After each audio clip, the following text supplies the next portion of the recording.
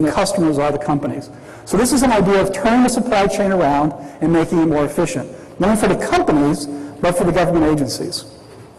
So my first point to you today is convergence is a broader concept than just U.S.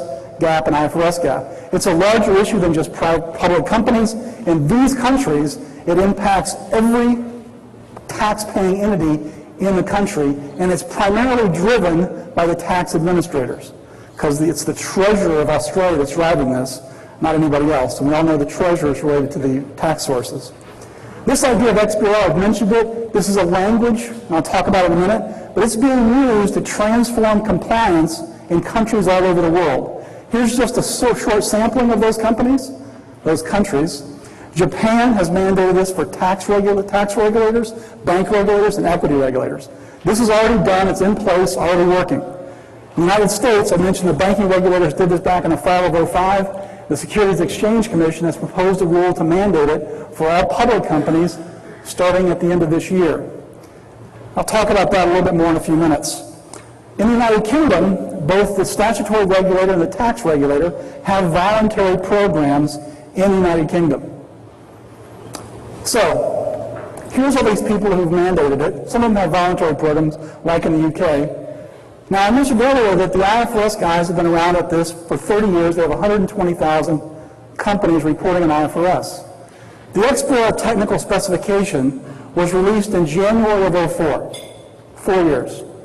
How many companies in 2007 reported in the XBRL format? I'm going to ask you two questions. In the UK, I'll start there. Just in the UK, where they just have voluntary programs, no mandatory program, how many companies reported in the XBRL format last year in the UK? Anybody want to take a guess? No one. 100. 100. We're good with numbers, so this is an easy question. Anybody else? 100? That's close. Just need to add a few zeros. 110,000. 110,000.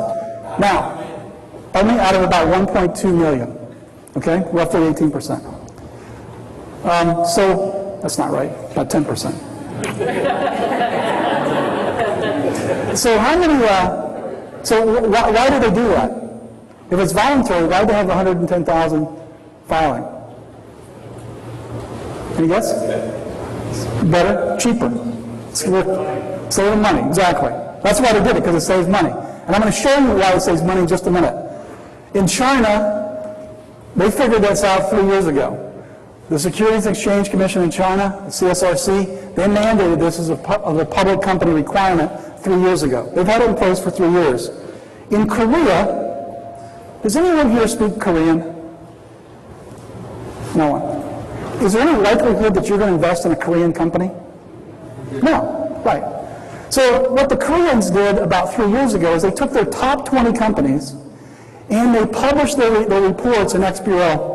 Because in the XBRL language, one of the things you can do is look at the information in different languages. So I can publish in English and a reader can look at it in different languages. And I'll show you how that works in a minute. But what happened when the Koreans did that with their top 20 companies is that the percentage of international investment in those companies doubled. It went from the low teens to the high 20s. So the Korean Stock Exchange immediately kicked off a program to mandate XBRL, which they have now done in last year. Why? Because it means they have greater transparency of their reports in the international capital markets, and you, as non-Korean speakers, can actually look at their company reports and understand what they mean.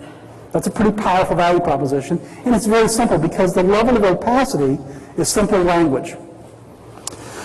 I mentioned to you earlier about Australia and the Netherlands and Singapore. Singapore mandated XBRL at the same time they mandated IFRS, and they used the IFRS taxonomy. So a taxonomy is simply a laundry list of disclosure concepts. Think of like it's a disclosure and content guide idea. So it's all the disclosure concepts in the IFRS bound volume. So here's the ISB XBRL taxonomy page. They have a whole website around this on the ISB website. So what the Singapore folks did is that when they mandated XBRL, they used the IFRS taxonomy because they didn't want to have to create their own. This one's free.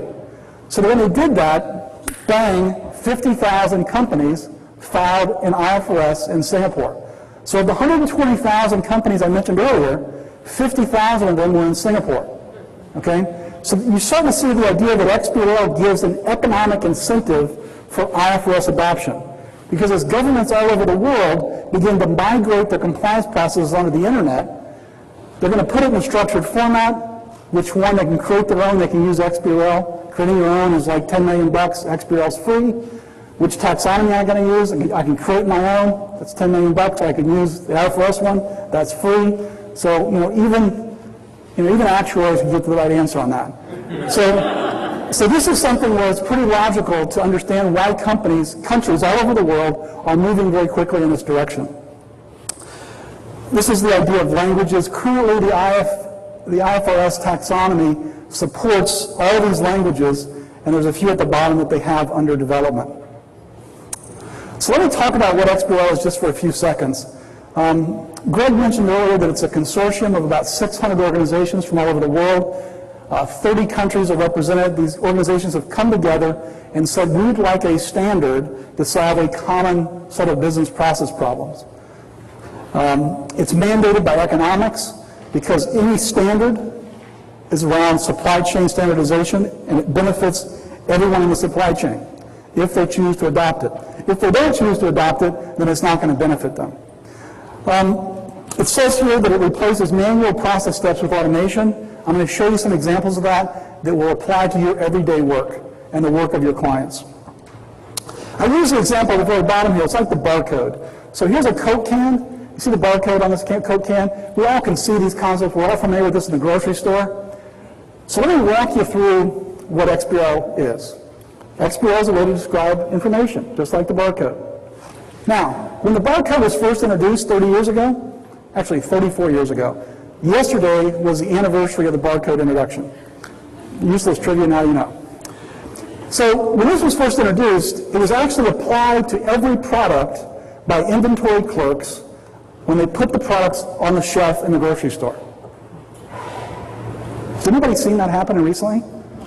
Right? It took the grocery store managers about 3 or 4 months to figure out, hey, we like the barcode, but let's push it back in the supply chain, have it applied as part of the labeling, and then the entire supply chain can benefit from the standardization. Okay? So when you hear people talking about XBRL, what is it they say? How long is it going to take us to tag the financial statements? They're putting the barcodes on the inventory products as they put it on the shelf. That's a natural place to start. We just have to think about how do we begin to push that back in the supply chain so it can be applied at the beginning of the supply chain, not at the end. Applying it at the end is just like starting with the barcode. So here's a simple problem. And this is the problem that XBRL is really attacking. So I know it says $50, but actually I've only got $100. So I'm going to give $100 to anybody, we're all CPAs, right? Anybody in this audience that answered these questions on an income statement I'm going to show you next. Okay? Does everybody see these questions? Does everybody understand these questions? Does anybody think these are trick questions? Okay, here we go. Let's see how you do.